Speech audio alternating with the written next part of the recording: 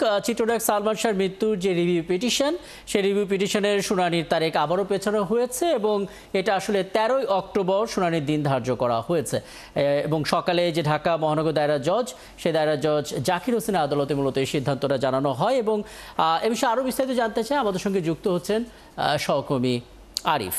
আরিফ হক, একটু জানাবেন আসলে মানে এই মামলার আপনি যে বার্তাকক্ষে জানিয়েছেন যে 13 অক্টোবর শুনানির দিন ধার্য করা হয়েছে, ফলে কতদিন পর মামলার এই কার্যক্রম যে শুরু হলো, আদালতের প্রতিক্রিয়া একটু জানতে চাই এবং সালমান শাহর পরিবারের কারো সঙ্গে আপনার কথা হয়েছে কিনা, নিশ্চয়ই তাদের পক্ষ থেকে কেউ না কেউ এসেছে, তারা আসলে কি ধরনের প্রতিক্রিয়া জানিয়েছেন? আসলে ধন্যবাদ রাকিব আপনাকে আমাকে যুক্ত করবার জন্য। সালমান শাহর যেই মামলাটি রয়েছে এটি কিন্তু অপমৃত্যু মামলা ছিল।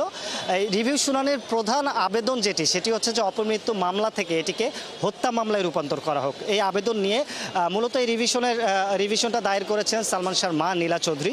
তবে তিনি ইংল্যান্ডে রয়েছেন বর্তমানে এবং তিনি বেশ অসুস্থ, যার কারণে এই রিভিশনের পাওয়ার অফ অ্যাটর্নি তিনি দিয়েছেন সালমান শাহর মামা আলমগীর কুমকুমকে এবং তিনি আজকে এসেছেন এবং আজকে এসে জজ জাকির হোসেনের সাথে দেখাও করেছেন এবং সেখান থেকে জানানো হয়েছে যে সালমান শাহর যেই রিভিউ শুনানির যে আবেদনটি রয়েছে সেটিকে পিছিয়ে 13 তারিখে নেওয়া হয়েছে এবং আইনজীবী আবিদ হোসেন ছিলেন। আবিদ হোসেন যেটি জানিয়েছেন যে একটি কারণে আসলে তারিখটি আবারও পেছানো হয়েছে, তবে সেই কারণটি উল্লেখ করতে নিষেধ করেছেন। সেই কারণটি আসলে বলেছে যে কারণটি একটু কনফিডেন্সিয়াল, এখনই পাবলিকলি সেটি জানানো সম্ভব নয়।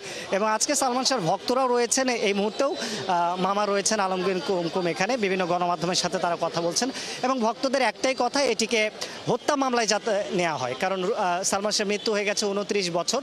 তবে ভক্তরা বারবারই দাবি করছেন যে আসামিদের তালিকায় যে 4 জন সালমান শাহর মৃত্যুর সময় বাসায় উপস্থিত ছিলেন, সালমান শাহর স্ত্রী সামিরা সহ যারা বাসায় উপস্থিত ছিলেন গৃহকর্মী সহ, তাদেরকে যাতে জিজ্ঞাসাবাদ করা হয় এই দাবিটা কিন্তু সালমান ভক্তরা বারবার বলছেন এবং এটিকে যাতে অবশ্যই হত্যা মামলায় রূপান্তর করা হয় সেটি দাবি রয়েছে এবং আগামী 13ই অক্টোবর আসলে শুনানি জানা যাবে, শুনানি হওয়ার কথা রয়েছে। রাকিব, অনেক ধন্যবাদ আরিফ হক। নিশ্চয়ই এরপরে যখন আপনার সঙ্গে যুক্ত হব তখন আসলে পরবর্তী প্রতিক্রিয়াগুলো ধাপে ধাপে জানার চেষ্টা করব এবং আপনার প্রতিবেদনে তো আরও যা যা ঘটেছে সেগুলো আমরা জানতে পারবো। ধন্যবাদ যুক্ত হওয়ার জন্য। সহকর্মী আরিফ হক আমাদের সঙ্গে যুক্ত হয়েছিলেন এবং যেমনটা বলছিলেন যে চিত্রনায়ক সালমান শাহর মৃত্যু যে রিভিউ পিটিশনের শুনানি সেই শুনানি আসলে পেছানো হয়েছে, 13 অক্টোবর দিন ঠিক করা হয়েছে এবং মহানগর দায়রা জজ জাকির হোসেনের আদালতে সিদ্ধান্ত জানানো হয়েছে। আমরা একটু সেই খবরগুলো একটু দেখে আসি দর্শক। আমাদের যে একটা তদন্ত রিপোর্ট এসেছে, পিবিআই রিপোর্ট এসেছে, সেটার বিপক্ষে আমরা কোনো নারাজি দিতে পারি নাই এবং ওইখানে একটা অডিও রেকর্ড আছে, সেই রেকর্ডটা আমরা বারবার আবেদন করলে আমাদের দেওয়া হয় নাই, প্রোভাইড করা হয় নাই। এই বিষয়টা আমরা উল্লেখ করি। সালমান শাহ একটা ইন্ডাস্ট্রি, সালমান শাহ সমগ্র রাষ্ট্রের। সালমান শাহ যেদিন মারা যায় পোস্টমর্টমের আগে পুলিশ সিগনেচার দিয়েছে তার বাপের, হ্যাঁ, কেন নিচে পোস্টমর্টম করার কথা বলে। এরপরে দেখা যায় এটাকে অপমৃত্যু দায়ের করা হয়েছে এই সিগনেচারের বিনিময়ে।